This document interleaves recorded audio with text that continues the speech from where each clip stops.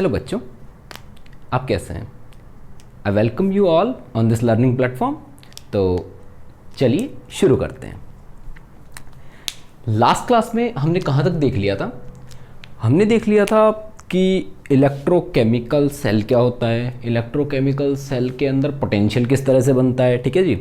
और हमने क्या देख लिया था कि दोनों के सेल के पोटेंशियल डिफरेंस को हम वोल्टमीटर लगा के मेज़र कर सकते हैं, ठीक है जी। यहाँ तक हमने देख लिया था और हमें ये पता लगा था कि अगर हम इलेक्ट्रोड्स का पोटेंशियल फाइंड आउट कर लें, अगर हम इलेक्ट्रोड्स का पोटेंशियल फाइंड आउट कर लें तो क्या होगा, तो हम दुनिया के किसी भी सेल का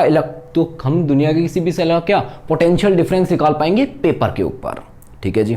यानी कि अगर हमें पेपर के ऊपर निकालना है पोटेंशियल डिफरेंस किसी भी सेल का, तो हमें क्या पता होना चाहिए, उसके इलेक्ट्रोड्स का क्या पता होना चाहिए, पोटेंशियल पता होना चाहिए, ठीक है जी। कहने का मतलब ये है कि हमारे पास पोटेंशियल डिफरेंस तो निकल रहा था पर हमारे पास पोटेंशियल निकालने का कोई तरीका नहीं था। अब हमें आज जो सीखना है वो है कि how to determine potential of an electrode, ठीक है जी। How to determine potential of an electrode, या मैं सीधा लिख देता हूं, पोटेंशियल ऑफ एन इलेक्ट्रोड।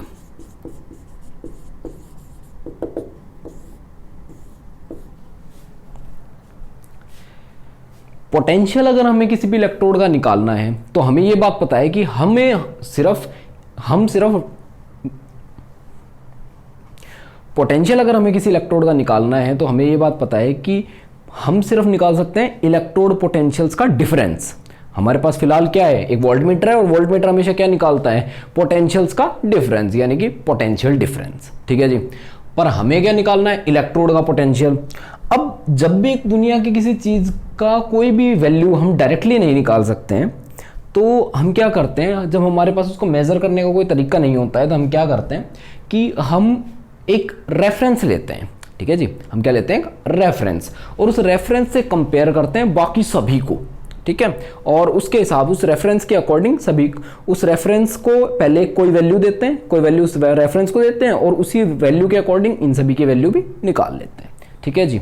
कहने का मतलब क्या करेंगे, एक रेफरेंस लेंगे, बाकी सबको उसका कंपेयर करेंगे, रेफरेंस की कोई वैल्यू लेंगे, उस वैल्यू के कंपैरिजन में बाकी सभी की वैल्यू भी निकाल लेंगे, ठीक है जी।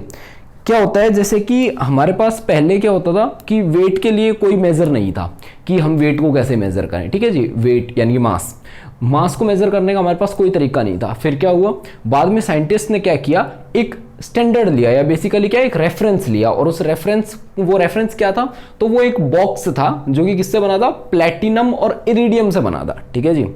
और उस प्लैटिनम और इरिडियम के बॉक्स को हमने क्या कह दिया कि भाई ये जो प्लैटिनम और इरिडियम का बॉक्स हमारे पास है या ब्लॉक हमारे पास है, इसका वेट है 1 kg, ठीक है जी। और उसको मतलब उसको माना रेफरेंस और उसकी वैल्यू दी 1 kg, और फिर बाकी दुनिया के सभी मासेस को उसके रेस्पेक्ट में कैलकुलेट कर लिया। इस तरह से हमने क्या किया था, शुरू में मास को कैलकुलेट किया था। तो जब भी हम नॉर्मली किसी चीज को मेजर नहीं कर पाते हैं तो हम क्या करेंगे, एक रेफरेंस लेंगे और उस रेफरेंस के अकॉर्डिंग पूरे को या कहें कि बाकी सभी वैल्यूज को डिटरमाइन कर लेंगे, ठीक है जी। तो यानी कि यहां भी हमें क्या चाहिए होगी, एक स्टैंडर्ड इलेक्ट्रोड चाहिए होगी, स्टैंडर्ड इलेक्ट्रोड जो क्या करेगी, जो बाकी सभी इलेक्ट्रोड्स का पोटेंशियल डिफाइन करने में या डिटरमाइन करने में हेल्प करेगी, ठीक है जी। और उसी स्टैंडर्ड इलेक्ट्रोड को हम बोलते हैं standard hydrogen electrode, standard hydrogen electrode, ठीक है जी, स्टैंडर्ड हाइड्रोजन इलेक्ट्रोड। अच्छा, ये स्टैंडर्ड हाइड्रोजन इलेक्ट्रोड क्या होती है, तो ये एक इलेक्ट्रोड होती है जो किससे बनती है, तो हाइड्रोजन गैस यानी कि H2 gas and H positive ions, ठीक है जी। H2O क्या होती है, गैस, एंड H पॉजिटिव क्या होते हैं, आयंस इसके अंदर, ठीक है जी। इनसे मिलके हमारी क्या बनती है, इनसे मिलके हमारी हाइड्रोजन इलेक्ट्रोड या बेसिकली कहें तो स्टैंडर्ड हाइड्रोजन इलेक्ट्रोड बनती है, ठीक है जी। तो चलिए देखते हैं कि स्टैंडर्ड हाइड्रोजन इलेक्ट्रोड का डायग्राम कैसा होता है। तो हमारे पास डायग्राम ये रहा। तो इस इलेक्ट्रोड में हमारे पास क्या होता है, देखिए इस इलेक्ट्रोड में हमारे पास होता है एक सिलेंडर होता है ग्लास का, जिसके अंदर क्या भरी होती है, hydrogen gas at 1 atm pressure, ठीक है जी। H2 गैस भरी होती है जो कि कितने पे होती है, 1 atm प्रेशर पे, ठीक है जी। अच्छा, इसके अलावा इसके अंदर एक होता है प्लेटिनम का वायर। किस चीज का वायर, प्लेटिनम का वायर। ध्यान दीजिए, प्लेटिनम का वायर क्यों लिया, प्लेटिनम का वायर इसलिए लिया ताकि ये किसी के साथ रिएक्ट ना करे, ठीक है जी। ये ना इन आयंस के साथ रिएक्ट करे, ना इस हाइड्रोजन गैस के साथ रिएक्ट करे, ठीक है जी। अच्छा, नीचे क्या भरा होता है, एक सॉल्यूशन जिसमें क्या होते हैं, H पॉजिटिव आयंस होते हैं, ठीक है जी। ये बॉक्स क्या होता है, तो ये बॉक्स होता है कार्बन का बॉक्स होता है जिसके ऊपर प्लेटिनम की कोटिंग की जाती है, ठीक है जी। इस तरह से होता है कार्बन का बॉक्स जिसपे प्लेटिनम की कोटिंग है, ठीक है जी। अच्छा, अब क्या होगा, अब देखिए इस इलेक्ट्रोड को हम बोलते हैं, और हाँ, हाइड्रोजन के जो आयंस होते हैं उनके कंसंट्रेशन होती है 1 मोलर, ठीक है जी। 1 मोलर कंसंट्रेशन होगी, हमेशा ध्यान रखना है। तो इसको बोलते हैं स्टैंडर्ड हाइड्रोजन इलेक्ट्रोड। अब हमें पता है कि अगर हमने स्टैंडर्ड लिया है तो स्टैंडर्ड की कोई ना कोई वैल्यू भी लेनी पड़ेगी, और स्टैंडर्ड की हम जो वैल्यू लेते हैं वो क्या होगी, वो कोई ना कोई पोटेंशियल होगा, ठीक है जी। पोटेंशियल की वैल्यू लेनी पड़ेगी और किसी में वोल्ट में लेनी पड़ेगी। तो अगर हम पोटेंशियल की बात करें तो ई नॉट, या ई नॉट कह रहा हूं, ठीक है जी, क्या potential of standard hydrogen electrode is equal to होता है 0 वोल्ट, ध्यान रखना है, ठीक है जी। यानी कि इसका ओपी भी कितना होता है, 0 वोल्ट, और आरपी भी कितना होता है, 0 वोल्ट, ध्यान रखना है। हमें पता है ओपी नेगेटिव ऑफ आरपी होता है, और 0 का तो कुछ नेगेटिव होता नहीं है, तो अगर ओपी 0 है तो आरपी भी 0 ही होगा, ठीक है जी। अच्छा, हमने क्या लिया, हाइड्रोजन इलेक्ट्रोड ली, स्टैंडर्ड ली, इसका इलेक्ट्रोड पोटेंशियल हमारा कितना आया, 0 वोल्ट। अब क्या करेंगे, अब दुनिया में कोई भी और इलेक्ट्रोड जिसका हमें फाइंड आउट करना है उसको हम लगा देंगे, यहां पे लगाएंगे वोल्ट मीटर, और यहां पे क्या लगाएंगे, एक कोई भी दूसरी इलेक्ट्रोड, ठीक है जी, कोई भी दूसरी इलेक्ट्रोड लगा देंगे। अब देखिए अब क्या आएगा, और अब क्या आएगा, इस वोल्ट मीटर के अंदर कोई ना कोई वैल्यू आएगी, इस वोल्ट मीटर के अंदर कोई ना कोई क्या आएगी, वैल्यू आएगी। उसको हम क्या बोल देंगे, सेल पोटेंशियल, सेल पोटेंशियल या potential difference, cell potential difference या सेल पोटेंशियल, ठीक है जी। अब सेल पोटेंशियल किसके इक्वल होता है हमें पता है, इसकी वैल्यू तो हमें किससे आएगी, वोल्ट मीटर से मिलेगी। हमें पता है कि ये किसके इक्वल होता है, तो पोटेंशियल ऑफ अननोन इलेक्ट्रोड, जिसका हमें निकालना है, unknown electrode minus potential of standard hydrogen electrode, ठीक है जी। क्या होगा, एक तो potential of unknown electrode minus potential of standard hydrogen electrode, ये क्या हो जाएगा हमारा, ये हो जाएगा पोटेंशियल डिफरेंस, ठीक है जी। और अब हमें पता है क्योंकि हमने रेफरेंस इलेक्ट्रोड को लगाया है, और रेफरेंस इलेक्ट्रोड को लगाया है इसके साथ, सॉरी रेफरेंस इलेक्ट्रोड कह रहा हूं, अननोन इलेक्ट्रोड को लगाया है और अननोन इलेक्ट्रोड को इसके साथ लगाया है, तो हमें क्या है, हमें दो वैल्यूज पता है। देखिए, सेल पोटेंशियल डिफरेंस पता है जो कि वोल्टमीटर से आ जाएगा, और potential of standard hydrogen electrode पता है जो कि क्या होता है, पता ही हमें, 0 वोल्ट, ठीक है जी। अब हम क्या करेंगे कि सेल पोटेंशियल यानी कि ई ऑफ सेल, ठीक है जी, ई ऑफ सेल की वैल्यू क्या निकाल लेंगे, तो potential difference of unknown electrode, E of unknown, you ई लिख रहा हूं, अननोन इलेक्ट्रोड, ठीक है जी, और माइनस 0, तो यानी कि इनका जो पोटेंशियल डिफरेंस आएगा वही क्या हो जाएगा, वही क्या हो जाएगा, या electrode potential of unknown electrode हो जाएगा, ठीक है जी। यानी कि हाइड्रोजन इलेक्ट्रोड के साथ जो भी आपका पोटेंशियल डिफरेंस है वही आपका क्या है, इलेक्ट्रोड पोटेंशियल है, ठीक है जी। अब क्या होता है, अब दो तरह के इलेक्ट्रोड्स आते हैं भाई, दो तरह के इलेक्ट्रोड्स आते हैं। अब कुछ इलेक्ट्रोड तो क्या होते हैं जिनकी टेंडेंसी टू लूज इलेक्ट्रॉन जो होती है, लूज इलेक्ट्रॉन जो होती है वो क्या होती है, greater than standard hydrogen electrode होती है। और कुछ की कौन सी टेंडेंसी ज्यादा होती है, तो कुछ की टेंडेंसी टू गेन इलेक्ट्रॉन ज्यादा होती है। टेंडेंसी टू गेन इलेक्ट्रॉन जो होती है वो क्या होती है, स्ट्रॉन्गर या more than standard hydrogen electrode होती है, ठीक है जी। अब हमें क्या करना है, देखिए कुछ इस तरह के आएंगे और कुछ इस तरह के आएंगे, दोनों तरह के आ सकते हैं हमारे पास। हम दोनों तरह के इलेक्ट्रोड लगा सकते हैं भाई। कुछ चीजें तो ऐसी होंगी जो स्टैंडर्ड हाइड्रोजन इलेक्ट्रोड से ज्यादा क्या रखेंगी, लूजिंग पावर रखेंगी, और कुछ ऐसी होंगी जो स्टैंडर्ड हाइड्रोजन इलेक्ट्रोड से ज्यादा क्या रखेंगी, गेनिंग पावर रखेंगी। ठीक है जी। अब क्या होगा, इनका जो पोटेंशियल हम स्टैंडर्ड हाइड्रोजन इलेक्ट्रोड के साथ निकालेंगे वो तो आएगा क्या, क्योंकि इनकी लूज करने की टेंडेंसी ज्यादा है तो ये ऑक्सीडेशन करेंगी, इसलिए इनका जो पोटेंशियल आएगा वो आएगा ओपी, और इनका जो पोटेंशियल आएगा वो क्या आएगा, आरपी, रिडक्शन पोटेंशियल। ओपी मतलब ऑक्सीडेशन पोटेंशियल, आरपी मतलब रिडक्शन पोटेंशियल। ठीक है जी। अब क्या होगा, अब कुछ लोग तो ओपी शो करेंगे यानी कि स्टैंडर्ड हाइड्रोजन इलेक्ट्रोड के साथ, और बाकी लोग क्या करेंगे, बाकी लोग क्या करेंगे, आरपी शो करेंगे। ठीक है जी। अगर मान लीजिए कुछ लोग ओपी शो करेंगे और कुछ लोग आरपी शो करेंगे, तो कहने का मतलब क्या है, कहने का मतलब क्या है कि कुछ के लिए तो वैल्यू, कुछ इलेक्ट्रोड्स के लिए वैल्यू जो आएगी वो ओपी की वैल्यू आएगी, और कुछ के लिए जो वैल्यू आएगी वो क्या आएगी, आरपी की वैल्यू आएगी। ठीक है जी। अब क्या हुआ कि इस तरह से कहानी चल रही थी, सभी लोगों, सभी इलेक्ट्रोड्स को हमने धीरे धीरे लगा के और उनके साथ वैल्यू निकाल ली। पर अभी भी एक प्रॉब्लम थी।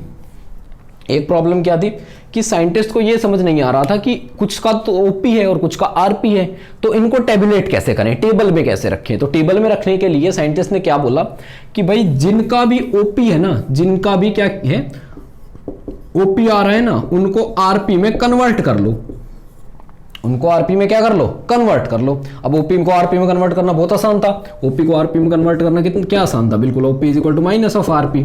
ठीक है जी। जैसे कि क्या हुआ था, एक एग्जांपल लेके हम ये पूरा डेटा या पूरी कहानी को समझने की कोशिश करते हैं। ठीक है जी।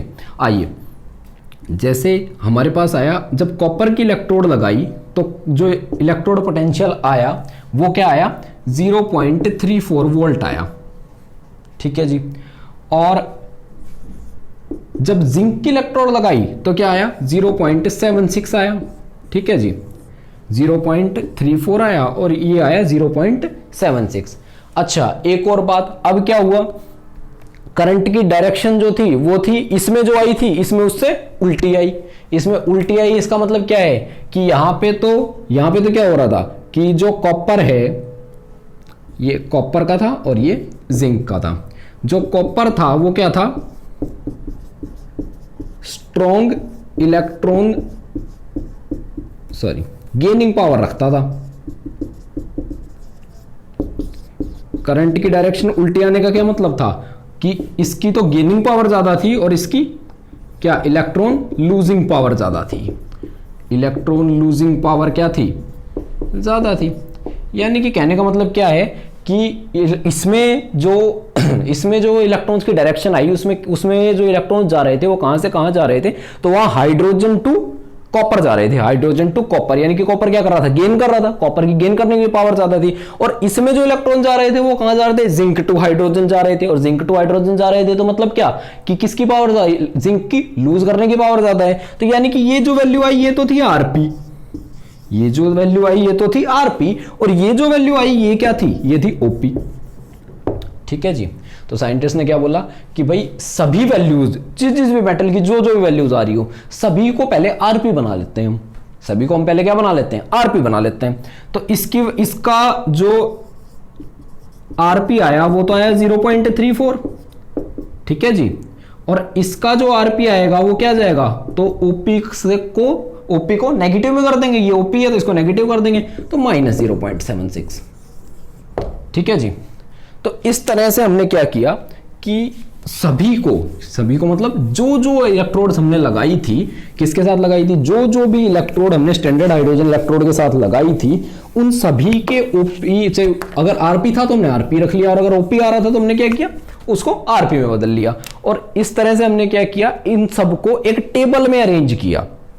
अब ध्यान दीजिएगा कि जब भी हमने स्टैंडर्ड हाइड्रोजन इलेक्ट्रोड के साथ कंपेयर करते हैं तो क्या करते हैं कि जो अननोन इलेक्ट्रोड है, अननोन वाली या अननोन ईएमएफ की इलेक्ट्रोड है, या अननोन पोटेंशियल वाली इलेक्ट्रोड है, अननोन पोटेंशियल वाली जो इलेक्ट्रोड है उसके जो आयंस होते हैं उनकी कंसंट्रेशन क्या रखते हैं, 1 मोलर रखते हैं, 1 मोलर। और टेम्परेचर रखते हैं 298 केल्विन। ठीक है जी, यानी कि क्या किया गया कि स्टैंडर्ड हाइड्रोजन इलेक्ट्रोड लिया गया, बाकी सभी इलेक्ट्रोड्स को इसके साथ लगा के देखा गया, किस कंडीशन पे, 298 केल्विन टेम्परेचर और 1 मोलर कंसंट्रेशन पे, सभी को लगाया और जो जो वैल्यूज आई उनको नोट कर लिया। फिर उन सभी वैल्यूज को क्या किया, आरपी में चेंज किया। भाई कुछ लोगों का तो आरपी आया था, तो कुछ लोगों की तो रिडक्शन पावर ज्यादा थी तो उनको तो आरपी आया था, और कुछ का क्या आया था, ओपी आया था, तो ओपी को आरपी में कन्वर्ट किया गया। और कन्वर्ट करके क्या किया गया, हमें पता, हमने एक टेबल बना ली, और उस टेबल, वो टेबल क्या थी, तो वो थी टेबल ऑफ reduction potentials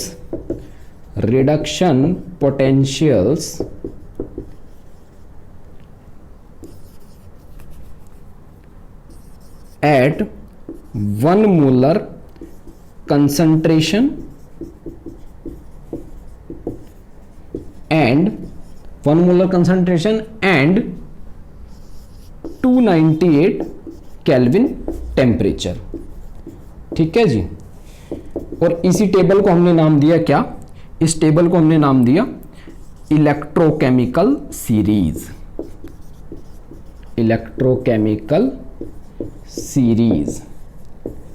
ठीक है जी, और ये जो रिडक्शन पोटेंशियल था, क्या रिडक्शन पोटेंशियल किस पे, 298 केल्विन पे, रिडक्शन पोटेंशियल 298 केल्विन और 1 मोलर कंसंट्रेशन पे जो था, इसको हमने क्या बोल दिया, इसको हमने बोल दिया स्टैंडर्ड इलेक्ट्रोड पोटेंशियल, यानी कि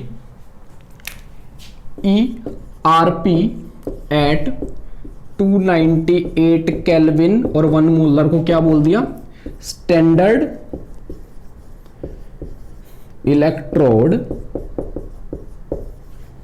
पोटेंशियल। ठीक है जी, और इस टेबल में क्या था, देखिए इस टेबल का एक अंदाजा मैं आपको छोटा सा दे रहा हूं। ठीक है जी,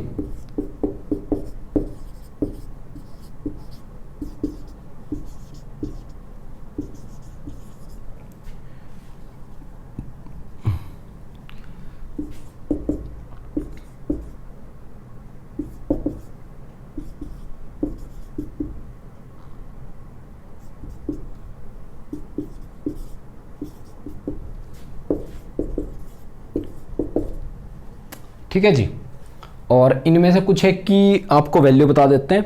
ठीक है जी, मान लीजिए जैसे हमारे पास है जिंक की वैल्यू -0.76, लिथियम के -3.05।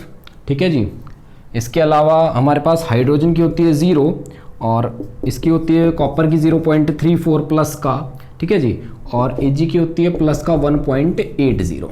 ठीक है जी, तो इस तरह से हमें क्या पता लगा कि कुछ का क्या होता है इलेक्ट्रोड पोटेंशियल किस में आता है, नेगेटिव में, और कुछ का बाकी सब, या कुछ का किस में आता है, तो पॉजिटिव में, और हाइड्रोजन का होता है 0। अब देखिए जिनका रिडक्शन पोटेंशियल नेगेटिव है, यानी कि इनकी वैल्यू क्या आई होगी, ओपी आई होगी, ओपी, तभी तो ये नेगेटिव है। ठीक है जी, और ओपीआई होगी तो यानी कि ये स्टैंडर्ड हाइड्रोजन इलेक्ट्रोड के साथ क्या शो करेंगे, ऑक्सीडेशन शो करेंगे। ठीक है जी, और जिनकी भी वैल्यू पॉजिटिव आ रही है, इसका मतलब इनका क्या, इनका जो पोटेंशियल डिफरेंस आया था वो क्या था, आरपी था, और आरपी था तो मतलब ये क्या शो करेंगे, रिडक्शन शो करेंगे। ठीक है जी, यानी कि अगर मैं एक लाइन में कंक्लूड करूं इस पूरे को जो हमने देखा अभी पूरी इलेक्ट्रोकेमिकल सीरीज को हम एक लाइन में अगर कंक्लूड करना चाहें तो हम किस तरह से करेंगे कि अगर किसी का स्टैंडर्ड इलेक्ट्रोड पोटेंशियल यानी कि ई नॉट क्या है, किसी का ई नॉट, अच्छा ध्यान दीजिए कि स्टैंडर्ड इलेक्ट्रोड पोटेंशियल को किससे रिप्रेजेंट करते हैं, ई नॉट से। ठीक है जी, ई नॉट लिखते हैं, और स्टैंडर्ड इलेक्ट्रोड पोटेंशियल्स का डिफरेंस किन्हीं भी दो इलेक्ट्रोड के बीच में उसको बोलते हैं ई नॉट सेल, यानी सेल का स्टैंडर्ड इलेक्ट्रोड पोटेंशियल क्या होगा, सेल का स्टैंडर्ड सेल पोटेंशियल क्या होगा, ई नॉट सेल। ठीक है जी, अच्छा यहां पे मैं बात करूं कि अगर किसी का ई नॉट नेगेटिव है, ठीक है जी, स्टैंडर्ड ई नॉट क्या है, ई नॉट मतलब स्टैंडर्ड पोटेंशियल, ठीक है, नेगेटिव है तो मतलब ये क्या है, stronger in losing electrons than standard hydrogen electrode, और ये क्या करेगा, यानी कि अगर लूजिंग की पावर ज्यादा है तो यानी कि ऑक्सीडेशन करेगा in the presence of standard hydrogen electrode. ठीक है जी।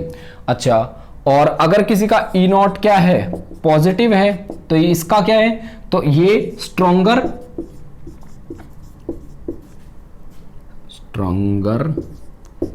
इन क्या है, गेनिंग इलेक्ट्रॉन्स है, गेन इलेक्ट्रॉन ज्यादा करेगा, गेनिंग इलेक्ट्रॉन्स। ठीक है जी। स्ट्रॉन्गर किस में है, गेनिंग इलेक्ट्रॉन्स में। और ये क्या शो करेगा, तो रिडक्शन शो करेगा विद स्टैंडर्ड हाइड्रोजन इलेक्ट्रोड। ठीक है जी। और जो चीज ऑक्सीडेशन शो करती है, अगर स्टैंडर्ड हाइड्रोजन इलेक्ट्रोड के साथ लगाएंगे तो ये क्या बनेगी, एनोड बनेगा, और स्टैंडर्ड हाइड्रोजन इलेक्ट्रोड क्या बनेगी, कैथोड बनेगी इस केस में। ठीक है जी। और इस केस में क्या होगा, ये तो क्या बनेगा, कैथोड बनेगा, और स्टैंडर्ड हाइड्रोजन इलेक्ट्रोड क्या बनेगी, तो एनोड बनेगी। और हमें पता है एनोड पे होता है ऑक्सीडेशन और कैथोड पे होता है रिडक्शन, और इलेक्ट्रॉन्स ट्रेवल करते हैं एनोड टू कैथोड, और करंट ट्रेवल करता है कैथोड टू एनोड। तो यानी कि यहां पे करंट की डायरेक्शन क्या होगी, standard hydrogen electrode to unknown electrode. यानी कि ये क्या है, करंट की डायरेक्शन है, करंट, और यहां करंट की डायरेक्शन क्या होगी, unknown electrode to standard hydrogen electrode.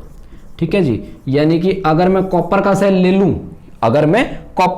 लूं तो क्या होगा, कॉपर से हाइड्रोजन इलेक्ट्रोड की तरफ करंट ट्रेवल करेगा, और अगर मैं जिंक ले लूं तो क्या करेगा, स्टैंडर्ड हाइड्रोजन इलेक्ट्रोड से और जिंक की तरफ करंट फ्लो करेगा।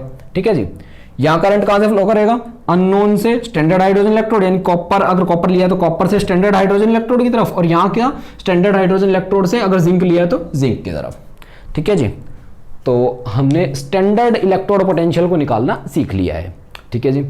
तो यहां तक देखें और इसके बाद का देखेंगे नेक्स्ट लेक्चर में। तब तक के लिए थैंक यू।